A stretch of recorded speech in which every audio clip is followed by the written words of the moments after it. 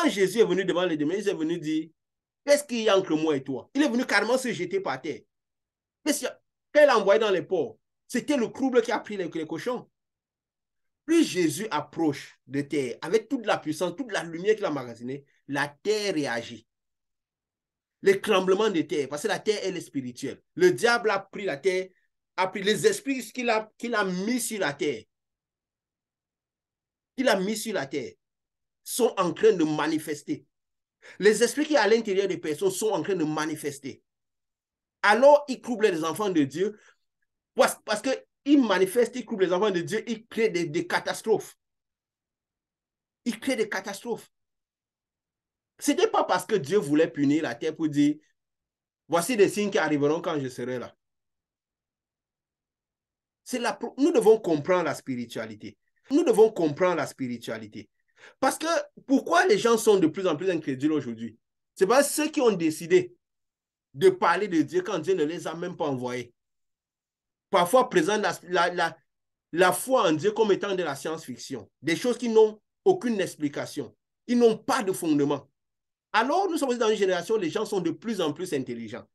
C'est le diable qui avait fait manger le fruit pour que nos yeux s'ouvrent, pour que nous connaissons encore plus.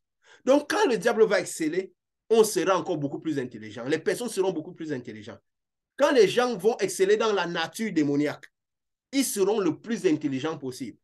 C'est pourquoi aujourd'hui, on a tellement d'inventions. Le cerveau humain, aujourd'hui, produit des choses incroyables. Parce que plus nous excellons dans la nature du diable, plus nous devenons intelligents. Et les personnes aujourd'hui sont fort intelligentes. Ce n'est plus facile de les tromper. Qu'on présente la foi en Dieu comme de la science-fiction, des choses qui ne s'expliquent pas, qui n'ont aucune logique. C'est pourquoi même ceux qui voudraient croire en Dieu, très intéressants, n'arrivent même plus à se fier. Quand on prie pour quelqu'un, on n'explique pas à quelqu'un ce qui se passe qu'on prie, que c'est un transfert de lumière qui va chasser l'obscurité. Aussi, je ne sais pas si c'est certains qui le font, qui arrivent à le faire, n'ont pas intérêt à ce que tout le monde le connaisse pour être les seuls à le faire. Pour qu'ils soient tout le temps exaltés.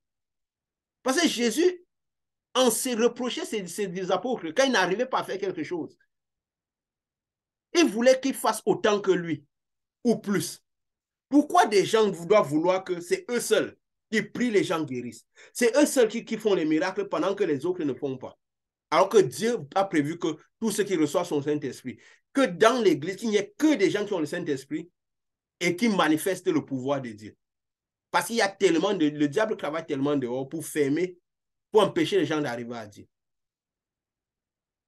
Pourquoi quelqu'un qui est dans la foi de Jésus peut vouloir être seul ou un groupe à manifester la puissance de Dieu pendant que d'autres regardent? Et pourtant, il y a tellement de personnes à sauver. Est-ce la foi de Jésus?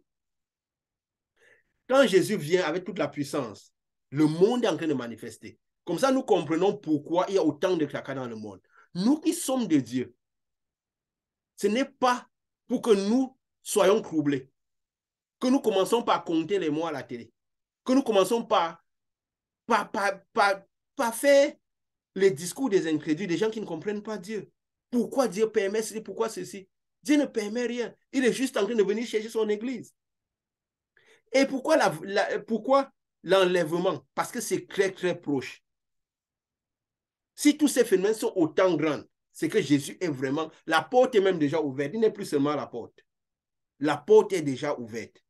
Nous devons être conscients de cela. La fois passée, on a fait le témoignage de l'enlèvement que nous avons, qu'on a vécu. Là, Jésus a déjà ouvert la porte. La porte est... Si Jésus a la porte est déjà ouverte. Pourquoi l'enlèvement se fera dans les airs? Parce que Dieu ne peut pas. Dieu ne peut pas créer quelque chose pour la détruire. Jésus l'a expliqué avec la parabole de l'herbe et de l'ivraie. De l'herbe et l'ivraie. Dieu laisse pousser l'ivraie, la bonne et la mauvaise herbe, pour qu'ils arrivent à maturité, avant d'extraire la bonne herbe et brûler tout le reste. Il a expliqué plusieurs manières. C'est pourquoi nous-mêmes, comme nous l'avons dit, que nous sommes à la fois, nous avons l'ancienne alliance, la nouvelle alliance qui vit en nous. Et Dieu viendra extraire la nouvelle alliance que nous avons à l'intérieur de nous. Il va venir extraire notre âme qui s'est liée à son esprit. Et l'ancienne alliance va rester. C'est pourquoi dans la vision de l'enlèvement que Dieu avait montré, à un moment, l'éclair est venu désintégrer l'ancienne alliance, détruire l'ancienne alliance. Et c'est la nouvelle alliance qui est ancrée. C'est-à-dire la partie spirituelle que nous sommes. Et maintenant, on aura des corps spirituels avec une terre qui n'a pas été compromise. Avec une terre qui n'a pas été compromise. Parce que le diable a déjà compromis la terre. Si la terre réagit autant à la proximité de Christ, c'est parce que la terre est compromise. Et notre corps qui est fait, Dieu a créé l'homme avec la terre qui était déjà compromise. Parce que le diable était présent dans le jardin. On verra ça dans l'étude de l'Apocalypse.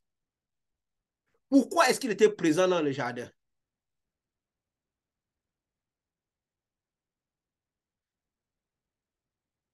Qu'est-ce qu'il faisait dans le jardin? Qu'est-ce qu'il faisait dans le jardin? Nous allons découvrir des choses incroyables. Et peut-être en ce moment, Dieu permettra, que nous parlons, Dieu permettra que nous parlons de la création.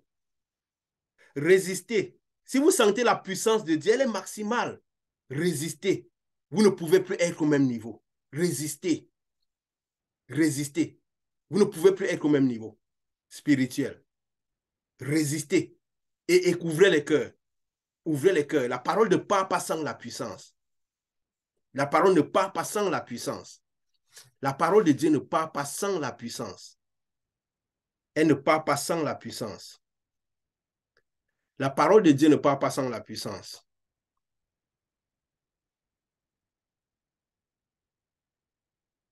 Alors, voilà. Et recevez tout l'esprit qui est en train de descendre. Parce que je vois des gens que le Saint-Esprit est en train de les toucher grandement. Recevez tout l'esprit qui est en train de descendre, là maintenant. Recevez toute la puissance de Dieu qui est en train de descendre. Et c'est la même puissance que ceux qui écoutent en ligne recevront clairement. Ils recevront cette puissance.